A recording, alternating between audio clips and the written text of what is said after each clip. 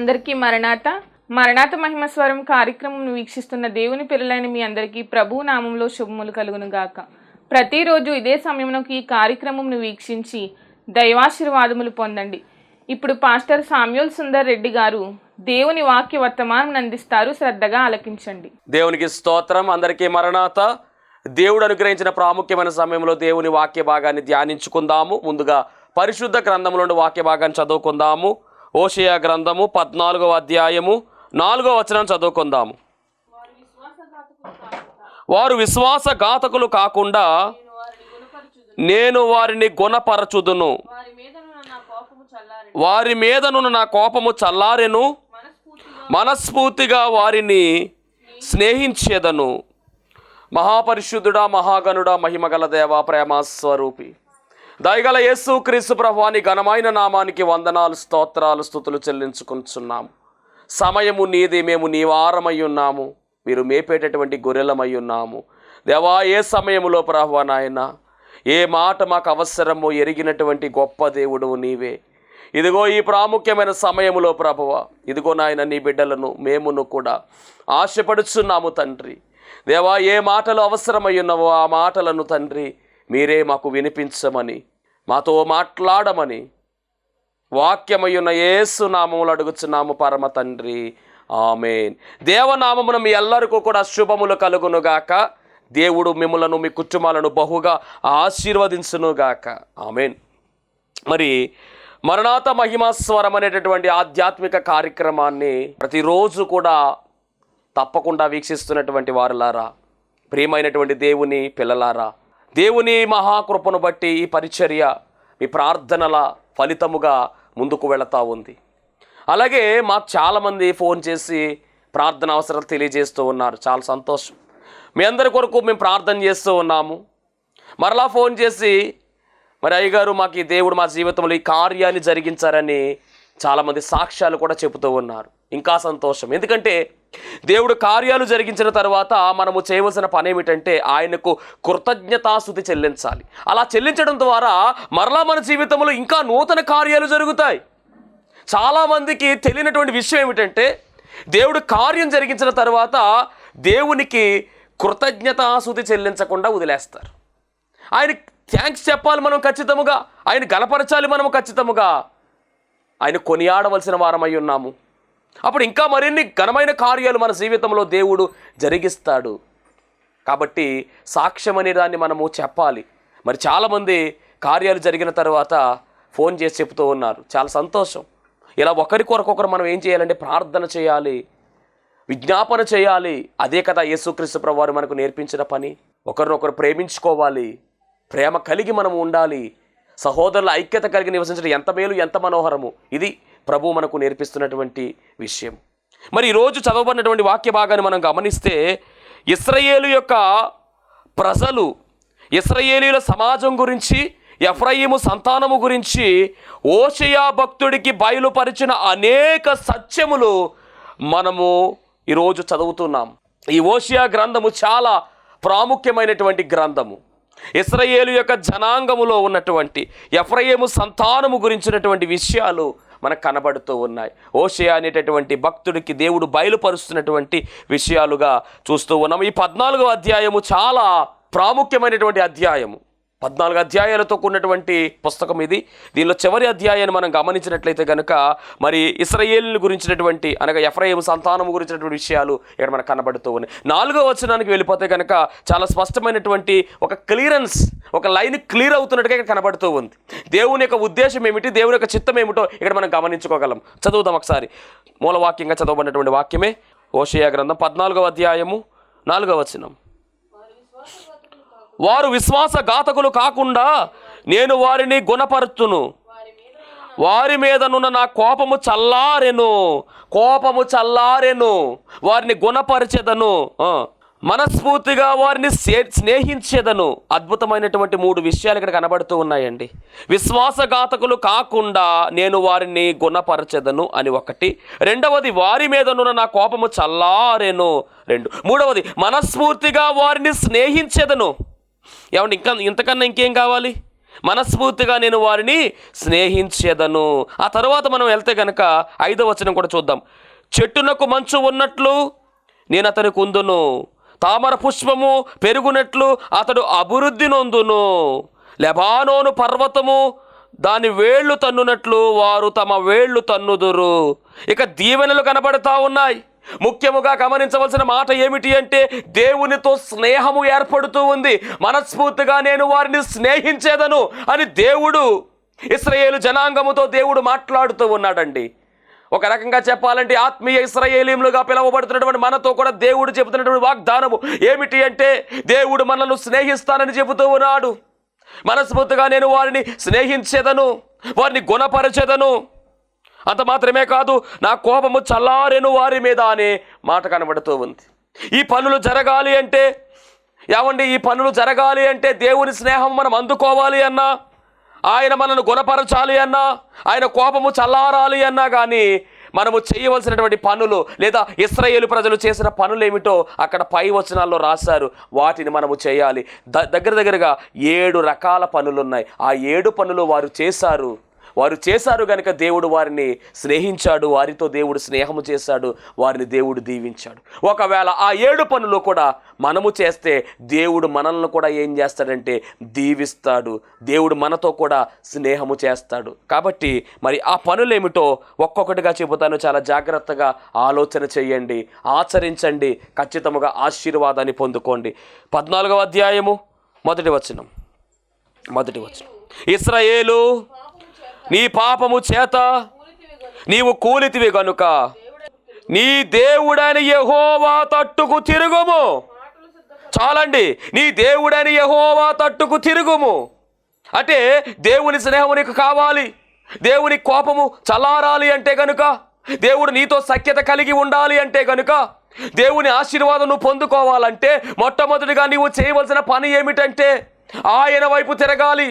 ఇశ్రాయేలు వినుము, నీవు గనక దేవుని వైపు తిరిగినట్లయితే ఖచ్చితముగా నీ జీవితంలో మేలు కలుగుతుందని దేవుడు ఇక్కడ వాగ్దానము చెబుతా ఉన్నాడు. కాబట్టి ఈరోజు నీ జీవితంలో మేలు లేదు, నీ జీవితంలో ఆశీర్వాదము లేదు, నీ జీవితంలో సుఖము లేదు, నీ జీవితంలో సౌఖ్యము లేదు, నీ జీవితము ఎటు కాకుండా వెళ్ళిపోతా ఉందేమో గమనించు. నీ జీవితము మార్పు చెందాలి అంటే ఖచ్చితముగా నీవు ఆయన తట్టు తిరుగు. ఈ తట్టు ఆ తట్టు తిరగడము కాదు, ఆయన తట్టు తిరుగు. దేవుడు ఖచ్చితంగా నీ జీవితంలో కార్యాలు జరిగిస్తున్న విషయాన్ని మరి దేవుని సేవకునిగా తెలియజేస్తున్నాను. జకర్యా గ్రంథం 1వ అధ్యాయము 4వ వచనం గమనిద్దాం. ఇశ్రాయేలీయుల గురించినటువంటి చరిత్ర అనేక పర్యాయాలు దేవుడు ఇశ్రాయేలీయులకు తెలియజేసినటువంటి మాట ఏమిటంటే గనుక జకర్యా గ్రంథం 1వ అధ్యాయం 4వ వచనం. మీరు మీ పితరుల వంటి వారై ఉండవద్దు, పూర్వీకులైన ప్రవక్తలు సైన్యములకు అధిపతికి యెహోవా సెలవిచ్చినది ఏమనగా మీ దుర్మార్గతను మీ దుష్క్రియలను మాని తిరుగుడని వారికి ప్రకటించినను వారు వెనకపోయారు. ఏమంటే అనేక పర్యాయాలు ఇశ్రాయేలీయుల ప్రజలకు దేవుడు చెప్పినటువంటి మాట ఏమిటంటే కొంతమంది ప్రవక్తలను పంపించి వారు ఇప్పుడైనా మీరు మారండి అని చెబితే వారి మాటలు పట్టించుకోలేదండి. మీరు మారి తిరగండి, కనీసం ఇప్పుడైనా ఉపాసించని వాక్యం ఉంటుంది మన బైబిల్ గ్రంథంలో. కనీసం ఇప్పుడైనా కానీ మీరు ఉపవాసం ఉండి మనఃపూర్వకంగా ఉపవాసం ఉండి ప్రార్థన చేస్తే దేవుడు మేలు కలిగిస్తాడనే మాట కూడా యోబేలు గ్రంథంలో మనం చూస్తాం. అంటే దేవుడు పదే జ్ఞాపకం చేస్తూ ఉన్నాడు. ఇప్పుడైనా తిరగండి అని చెప్పి ప్రవక్తలను పంపించాడు దేవుడు. ప్రవక్తల ద్వారా పలికించినా కానీ వారు తిరగలేదంట. మరి ఒకవేళ దేవుడు అనేక పర్యాయాలు బోధకుల ద్వారా వాక్యముల ద్వారా నిన్ను హెచ్చరిస్తున్నా, నీవు తిరుగుతున్నావా? తిరగాలి. ఎటు తిరగాలంటే ఆయన వైపు తిరగాలి. ఆయన వైపు తిరిగితే నీ జీవితంలో ఖచ్చితముగా మేలు కలుగుతుంది. ఇంకొక మాట చూపిస్తాను. ఇర్మియా గ్రంథం 3వ అధ్యాయము 22వ వచనం చదువుదాం. ఇర్మియా గ్రంథం 3వ అధ్యాయము 22వ వచనం. దేవుని స్నేహము కావాలి అంటే ఆయన తట్టు తిరగాలి.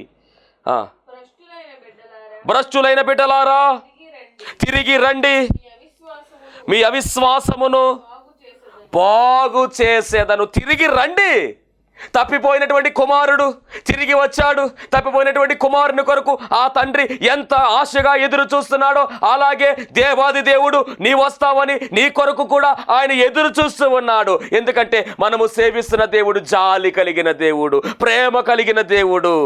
ఆయన లాంటి దేవుడు లేనే లేడు. నిజమైనటువంటి దేవుడు ఆయన, మన కన్న తండ్రి ఆయనే. పరలోకమందు మన కొరకు సిద్ధపాటు చేస్తున్నటువంటి రాజ్యాన్ని మనకి ఇవ్వడానికి ఉన్నటువంటి దేవుడు ఆయనే. కాబట్టి మరి తప్పిపోయినటువంటి కుమారుడు విషయమే మన అందరికీ బాగా తెలుసు. ఆ కుమారుడు వెళ్ళిపోయినప్పుడు తర్వాత తండ్రి ఆ కుమారుడు కొరకు ఎంతగా ఎదురు చూస్తాడు. వచ్చిన తర్వాత ఆ కుమారుడు వచ్చిన వెంటనే ఆ కుమారుడి కొరకు తండ్రి పరిగెత్తుకుంటూ వెళ్ళాడు. పరిగెత్తుకుంటా వెళ్ళి ఆ కుమారుని గట్టిగా కౌగిలించుకున్నట్టుగా, ముద్దు పెట్టుకున్నట్టుగా రాయబడింది. అంటే ఆ తండ్రి ప్రేమ ఎలాంటిదో. తప్పిపోయి వచ్చినటువంటి కుమారుడు అని చెప్పేసి ఆ కుమారుని విడిచిపెట్టాడా? వెళ్ళిపోయాడు కుమారుడు, ఆయన విడిచిపెట్టాడా? తండ్రి విడిచిపెట్టలేదు. అలాగే దేవాది దేవుడు మనల్ని కూడా అలాగే చూస్తూ ఉన్నాడు. ఆయన వైపు తిరగాలి. మనం తిరిగితే ఖచ్చితముగా ఆయన స్నేహాన్ని మనం పొందుకుంటాం. ఇక్కడ ఇశ్రాయేలు జీవితము, ఇశ్రాయేలీలు దేవుడు ఏర్పాటు చేసుకున్నటువంటి ప్రత్యేకమైన జనాంగం. అది దేవుని యొక్క ప్రథమ సంతానముగా పిలువబడింది. దేవుడు ఆ వారిని ఏర్పాటు చేసుకుంటే వారిని అనేక మార్లు ఆయన గద్దించాడు, అనేక మార్లు హెచ్చరించాడు తిరగమని, కానీ తిరగలేదంటండి. ఈరోజు మరి నీవెలా ఉన్నావు? నీ పరిస్థితి ఎలాగుంది? ఆయన వైపు తిరిగితే నీ జీవితం ఆశీర్వాదమని చాలా స్పష్టముగా దేవుని వాక్యం సెలవిస్తూ ఉంది. ఇంకో మాట చూపిస్తాను. సామెతల గ్రంథము 1వ అధ్యాయము 23వ వచనము. సామెతల గ్రంథము 1వ అధ్యాయము 23వ వచనం చదువుదాం. అద్భుతమైనటువంటి మాట. నా గద్దింపు విను తిరుగుడి, ఆలకించుడి, నా ఆత్మను మీ మీద కుమ్మరించు. నా గద్దింపు విని ఇప్పటికైనా తిరగండి అని చెప్తా ఉన్నారు. యోవేలు గ్రంథంలో మరొక మాట చూపిస్తాను. యోవేలు గ్రంథం 2వ అధ్యాయము 13వ వచనము. ఎలా తిరగాలి? తిరగడం అంటే ఏంటి? ఇక్కడ రాయబడినటువంటి మాట. యోవేలు గ్రంథం 2వ అధ్యాయం 13వ వచనం. మీ దేవుడైన యెహోవా, అదిగోండి, కరుణా వాత్సల్యములు కలిగిన దేవుడు, శాంతిమూర్తియు, అత్యంత కృప కలిగిన వాడునై, తాను చేయనుద్దేశించిన కీడును చేయక పశ్చాత్తాపపడును. గనుక మీ వస్త్రములు కాక మీ హృదయములను చింపుకొని, అది మీ వస్త్రములు కాక మీ హృదయములను చింపుకొని ఆయన తట్టు తిరుగుడి. మన వస్త్రములు చింపుకోవడం కాదండి, మన హృదయాన్ని చింపుకోవాలి. అందుకని విరిగి నలిగినటువంటి బలియాగముగా మన హృదయాన్ని ఆయనకు మనం అర్పించాలి. ఆయన కోరుకునేటటువంటి బలియాగము ఏమిటి అంటే, ఆయన కోరుకునేది ఏమిటంటే నీ విరిగి నలిగిన హృదయాన్ని ఆయన కోరుకుంటున్నాడు. నీ హృదయములో ఆయన చోటు కావాలని అడుగుతూ ఉన్నాడు. అందుకని మన హృదయము దగ్గర ఆయన తడుతూ ఉన్నాడు, తలుపు తడుతూ ఉన్నాడు. తీస్తావా ఈరోజు? ఇస్తావా ఆయనకు నీ హృదయ గదిలో చోటు అని అడుగుతూ ఉన్నాడు దేవుడు. నీలో ఉండడానికి ఇష్టపడుతున్నాడు ఆయన. మన దేవుడు మనలో ఉండడానికి ఇష్టపడుతూ ఉన్నాడు. ఆయన కోరుకునేది కూడా విరిగి నలిగినటువంటి మన హృదయాన్నే. కాబట్టి చెంపవలసింది వస్త్రము కాదయ్యా, చెంపవలసింది నీ హృదయాన్ని చింపు. పశ్చాత్తాప హృదయము. మరి ఆయన వైపు తిరగాలి. అయ్యా, నేను ఇన్ని రోజుల్లో కూడా వ్యతిరేకంగా ఉన్నాను, ఇప్పుడు నీ తట్టు తిరుగుతున్నానని నీవు అనగలిగితే చాలు, నీ జీవితంలోనికి ఆయన వస్తాడు. ఆయన ఉంటే ఆశీర్వాదం అండి. ఆయన మీ జీవితంలో ఉంటే ఆశీర్వాదం. ఆయన మీ జీవితంలో ఉంటే ఆయనతో మీకు స్నేహము కలుగుతుంది. మీ జీవితాలు చాలా అద్భుతముగా ఆశీర్వదించబడతాయనే విషయాన్ని తెలియచేస్తూ ఉన్నాను. ఇది మొదటిగా మనము చేయవలసిన పని. ఇక రెండవదిగా మనం గమనిస్తే ఆయన స్నేహం మనకు కావాలి, ఆ ఆశీర్వాదం మనకు కావాలి అని అనుకుంటే కనుక రెండవ పని ఏమిటి అంటే కనుక రెండవ పని 14వ అధ్యాయం 2వ వచనంలో రాయబడిన మాట. హోషేయ గ్రంథం 14వ అధ్యాయం 2వ వచనము. మాటలు సిద్ధపరచుకుని యెహోవా యొద్దకు తిరుగుడి. మాటలు సిద్ధపరచుకోవాలి. మొట్టమొదటిగా ఆయన తట్టు తిరగాలి. మీ హృదయాలు చింపుకుని ఆయన తట్టు తిరగాలి. రెండవది ఏమిటంటే దేవునితో మాట్లాడే మాటలంట సిద్ధపరచుకుని ఉండాలంట. అంటే ఏ మాట పడితే ఆ మాట మాట్లాడడానికి లేదు. ఒక అధికారి దగ్గరికి నువ్వు వెళుతున్నావంటే, ఒక కలెక్టర్ గారి దగ్గరికి నువ్వు వెళుతున్నావంటే ఏ మాట పడితే ఆ మాట మాట్లాడటానికి ఉంటుందా? ఉండదు. ఎంతో పద్ధతిగా మాట్లాడతావు, ఎంతో వినయంగా మాట్లాడతావు. లేచినప్పుడు ఒక నమస్కారం, కూర్చున్నప్పుడు ఒక నమస్కారం, మాట్లాడే ముందు ఒక నమస్కారం. అయిపోయిన తర్వాత ఒక నమస్కారం వంగొంగి దండం పెట్టుకుంటా మాట్లాడుతూ ఒక కలెక్టర్ గారి దగ్గర, ఒక అధికారి దగ్గర. మరి అలాంటప్పుడు సర్వాధికారి, సమస్తమును సృష్టించినటువంటి అధికారి, అందరికీ అధికారి ఆయనే. మరి ఆయనతో నువ్వు మాట్లాడేటటువంటి ఆ మాటలు ఎలా ఉండాలి, ఎంత సిద్ధపడి ఉండాలి, ఎంత జాగ్రత్తగా ఉండాలి, ఎంత భక్తి కలిగి ఉండాలి, ఎంత భయముతో ఉండాలి. ఏ మాట పడితే ఆ మాట నువ్వు మాట్లాడితే అది కుదురుతుందా? లేదా నేను ఎలాగ చేస్తా ప్రార్థన? కాదు, జాగ్రత్త. కొత్తలో ప్రార్థన రాకముందు నీ ప్రార్థన అలాగ ఉందేమో, కానీ క్రమముగా నీవు మందిరానికి వస్తున్నావు. ప్రార్థన వాళ్ళు మారాలి. దేవునితో ఏ విధముగా మాట్లాడాలో, ప్రార్థన అనగా దేవునితో మాట్లాడడమే, దేవునితో సంభాషించడమే. మరి సర్వాధికారి, సర్వజగత్తు రక్షకుడైన ఆ దేవునికి మనం ఏ విధంగా ప్రార్థన చేస్తున్నామో గమనించాలి. మాటలు సిద్ధపరచుకొని ఏ మాట మనము మాట్లాడాలో ఆ మాట మనము ఆయనతో మాట్లాడవలసిన వారమై ఉన్నాము. ప్రసంగి గ్రంథం 5వ అధ్యాయము 2వ వచనం చదువుదాం. నీవు దేవుని సన్నిధిని అనాలోచితముగా పలుకుటకు నీ హృదయమును త్వరపడనీయక నీ నోటిని కాచుకొనుము. అనాలోచితముగా పలుకుతున్నావేమో ఒక్కొక్కసారి మాటలు. దేవుని సన్నిధిలో జాగ్రత్త, నీ నోటిని కాచుకో. దేవుడు ఆకాశమందున్నాడు, నీవు భూమి మీద ఉన్నావు.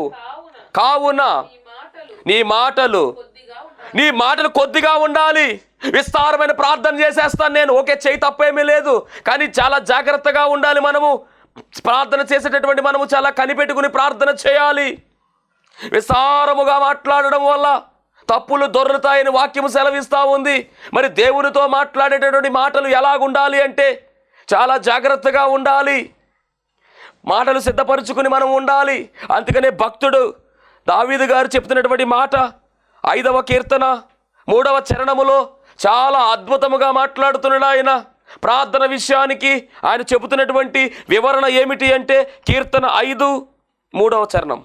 యెహోవా ఉదయమున నా కంఠస్వరము నీకు వినబడును, ఉదయమున నా ప్రార్థన నీ సన్నిధిని సిద్ధము చేసి కాచియుందును. అంటే ప్రార్థన సిద్ధం చేయడం ఏంటి? అదనమాట. సిద్ధ మాటలు కలిగి ఉండాలి. ఏ విధంగా ప్రార్థన చేయాలి, ఏ విధముగా ఆయనతో మాట్లాడాలి, ప్రిపరేషన్ కలిగి ఉండాలి. మనం సిద్ధపాటు కలిగి ఉండాలి. సిద్ధపాటు లేకుండా ఏ పని చేసినా కానీ ఆ పని వర్కౌట్ కాదు, ఆ పని విజయము సాధించదు. కాబట్టి ప్రార్థన విషయములో, దేవునితో మాట్లాడే విషయములో సిద్ధపాటు మనము కలిగి ఉండాలి. చాలా జాగ్రత్త గమనించవలసినటువంటి మాట. సామెతల గ్రంథం 19వ అధ్యాయం 10వ వచనం.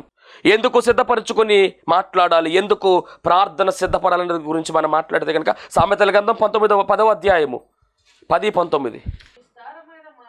విస్తారమైన మాటలలో దోషముండక మానదు, తన పెదవులను మూసుకునేవాడు బుద్ధిమంతుడు. అనగా రెండవదిగా మనం మాట్లాడుకుంటూ ఉన్న మాటలు సిద్ధపరచుకుని వెళ్ళాలి. ఆయన తట్టు తిరగాలి మొదటిగా. రెండవదిగా మాటలు సిద్ధపరచుకోవాలి. ఎందుకు అంటే కనుక దేవునితో మనకు స్నేహం ఏర్పడాలి. దేవుని యొక్క దీవెన మనకు కావాలి అంటే కనుక ఖచ్చితముగా మనము ఇవి 2 పనులు చేయాలి. ఇక 3వ పని ఏమిటంటే కనుక 14వ అధ్యాయము 2వ వచనము, హోషేయ గ్రంథము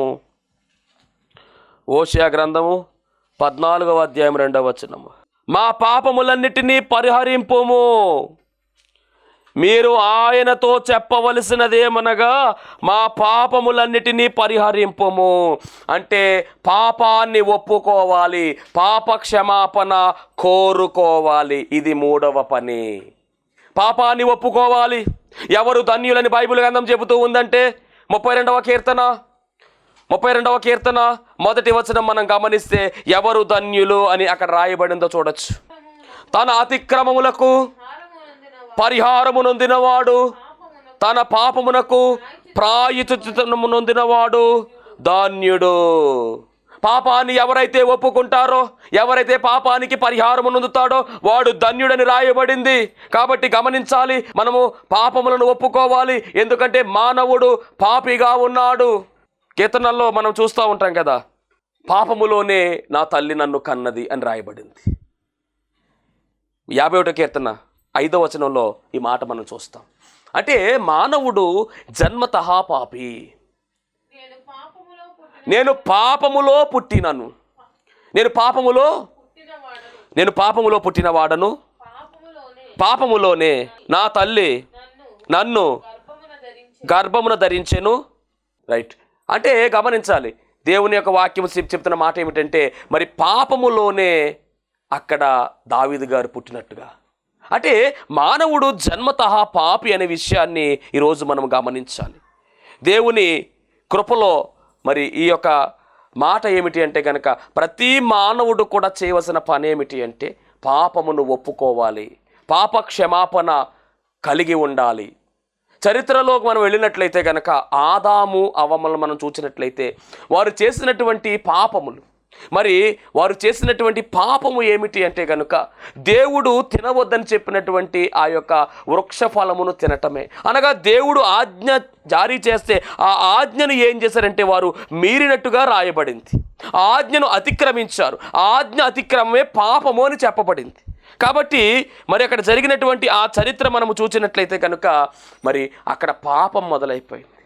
మరి వారు ఒప్పుకున్నారా అంటే కనుక వారు ఒకరి మీద ఒకరు పెట్టుకున్నారు. ఆదామా నువ్వు ఎందుకు తిన్నావు అంటే అవ్వమ్మ తినిపించింది. అవ్వమ్మ నువ్వేంటంటే సర్పం. మొత్తానికి పాపాన్ని ఒప్పుకుని విడిచిపెడితే వదిలిపోతున్నాము, పాపాన్ని వారు ఒప్పుకోలేదు, కప్పుకున్నట్టుగా కనబడుతుంది. ఈరోజు మనం ఏం చేయాలి అంటే పాపాన్ని మనం ఒప్పుకోవలసిన వారమై ఉన్నాము, పాప క్షమాపణ మనము పొందుకోవలసిన వారమై ఉన్నాము. ఇది మూడవదిగా మనకు కనబడుతున్నటువంటి మాట. పాపమును మనం విడిచిపెట్టాలి. ఎందుకంటే మరి పుట్టుకతోనే మనం పాపులమై ఉన్నాము. జన్మ పాపము, కర్మ పాపము, నైజ పాపము, అన్ని పాపాలు కలిగినటువంటి వారమై ఉన్నాము. కాబట్టి తండ్రి నా పాపము క్షమించయ్యా. నా నోటి మాట ద్వారా పాపము, చేతుల ద్వారా పాపము, క్రియల ద్వారా పాపము, మన నరక ద్వారా పాపము ఉంది, ఆలోచన పాపము. కాబట్టి మన పాపాలు మనం ఒప్పుకోవాల్సిన వారమై ఉన్నాము. ఇది మూడవది. ఇక నాలుగవదిగా మనం గమనిస్తే 14:2 రాయబడినటువంటి మాట. 14:2 హోషేయ గ్రంథం 14:2 ఎడ్లకు బదులుగా నీకు మా పెదవులను అర్పించుచున్నాము. అంటే నాలుగవది ఏమిటంటే మా పెదవులను అర్పిస్తున్నాము. ఏమిటి అర్పణ అంటే కనుక మరి మన నోటిని దేవునికి సమర్పించాలి. ఈ నోటి ద్వారా జిహ్వ ఫలం మనం ఆయనకు అర్పించాలి. ఏమంటే సమస్త కీడులకు కూడా మూలముగా కనబడుతుంది ఈ నోరు.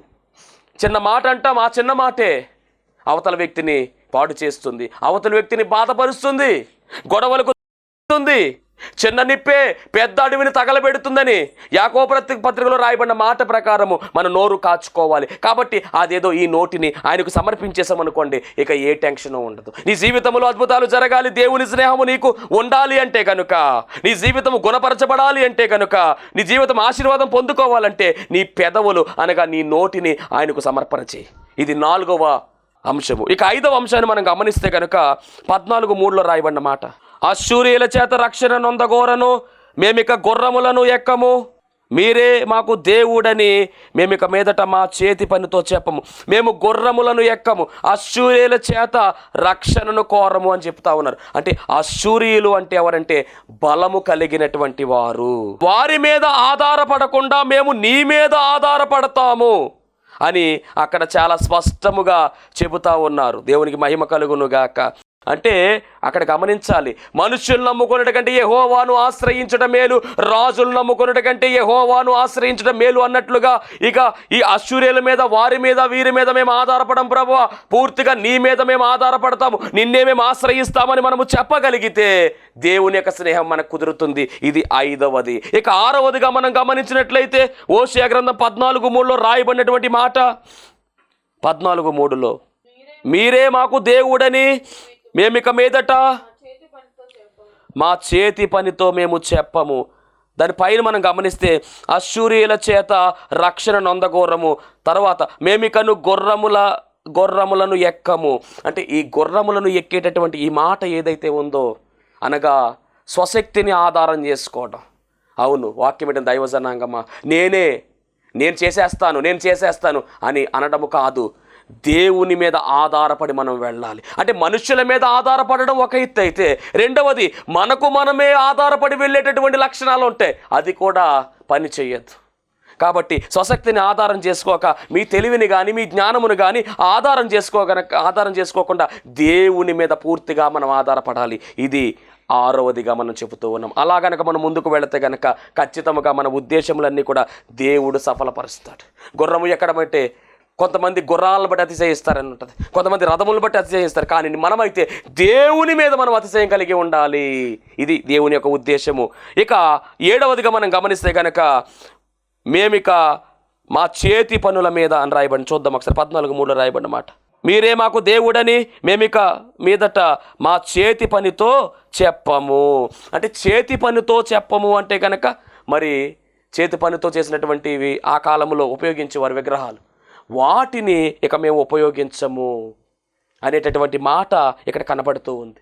అంటే వాటి జోలికి మేము వెళ్ళము అనేటటువంటి మాట వీరు చెబుతూ ఉన్నారు. ఏదేమైనప్పటికీ గమనించాలి, మరి దేవుని వాక్యము 7 విషయాలు ఇక్కడ ప్రధానముగా మనకు కనబడుతూ ఉన్నాయి. ఈ 7 పనులు మనము చేయాలి. 1 ఆయన తట్టు తిరగాలి, 2 మాటలు సిద్ధపరచుకోవాలి, అలాగే 3వదిగా మనం గమనించాము పాపము ఒప్పుకోవాలి, 4వది మన పెదవులు మన నోటిని ఆయనకు సమర్పించాలి, 5వదిగా మనం గమనిస్తే కనుక మనుషుల మీద మనం ఆధారపడకూడదు, దేవుని మీద మనం ఆధారపడాలి, మన మీద మనం ఆధారపడకూడదు, దేవుని మీద ఆధారపడాలని 6వదిగా మనకు చెబుతూ ఉన్నారు. ఇక 7వదిగా మనం గమనిస్తే కనుక చేతి పనులను మనం ఆశ్రయించకుండా దేవుని మనం ఆశ్రయించాలి. అలా మనం చేస్తే అప్పుడు 14:4లో రాయబడినటువంటి ఆ మాట మన జీవితంలో జరుగుతుంది. వారు విశ్వాసఘాతకులు కాకుండా నేను వారిని గుణపరచెదను, వారి మీదనున్న నా కోపము చల్లారెను, మనస్ఫూర్తిగా వారిని స్నేహించెదను.